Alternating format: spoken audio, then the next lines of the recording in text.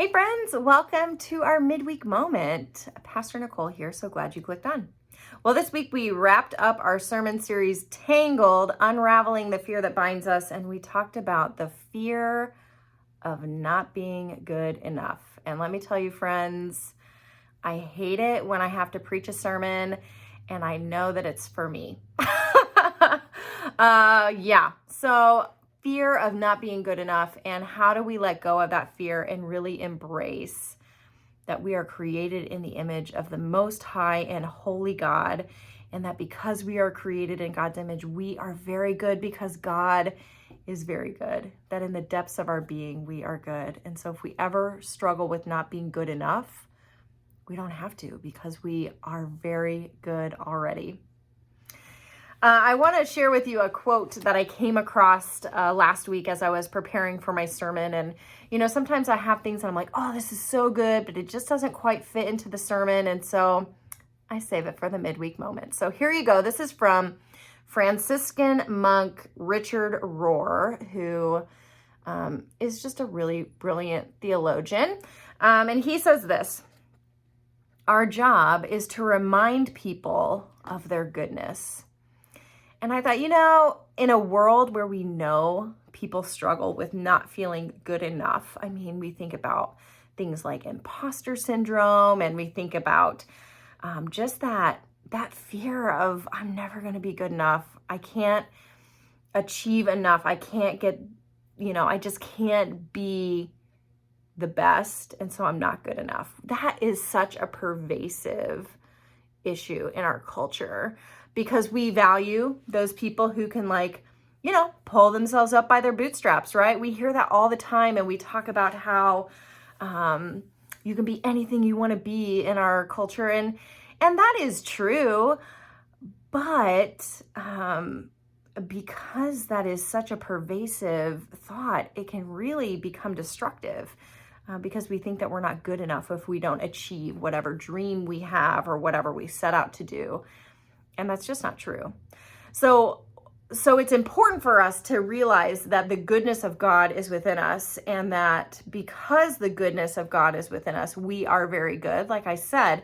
But then the next step is that we're supposed to remind others that they are good when they've forgotten that they are good, when they feel like they're not good enough. It is our job to remind them that they are good enough.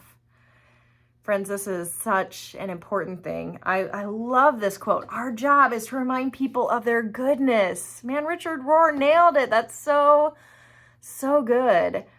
I think as parents, this is like our top priority, right? To teach our kids that they are loved by God, and that they are good because they were created in the image of God, and that they are good enough. But it doesn't just stop with our kids. Everybody needs to be reminded that they are good enough, that we need to be encouragers who point out the goodness of God in others, instead of, tearing people down and pointing out weaknesses and pointing out, all the yucky stuff. If we can be people who remind others that they are created in the image of God, that they are very good because God is very good, and they were created in God's image, that is so powerful. That is one of those biblical truths that we need to hold on to. And when we forget, we need people in our lives to remind us. And maybe you can think about a time in your life when somebody reminded you that you were good enough and that you had the goodness of God in you.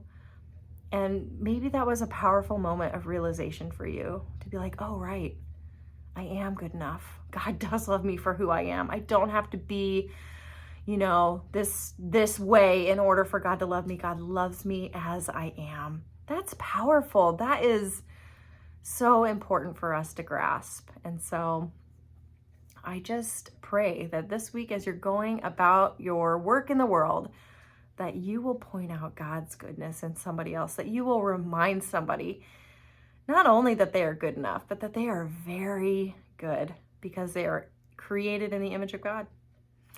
So be thinking about that this week. Keep your eyes open for opportunities to encourage and to love and to share that goodness. I hope you will join us this weekend. We are kicking off a new sermon series, John Wesley's greatest hits, my main man right up here, John Wesley. We're going to be talking about some of his theology. We're going to be talking about the things that he's passed on to us as Methodists. And this Sunday in particular is Aldersgate Sunday, where we're going to be celebrating the heartwarming experience that John Wesley had that started the Methodist movement. And so come this weekend, whether it's in person or online, it's going to be wonderful. And get ready for some fun with good old Jay West up there. We'll see y'all next time. Bye.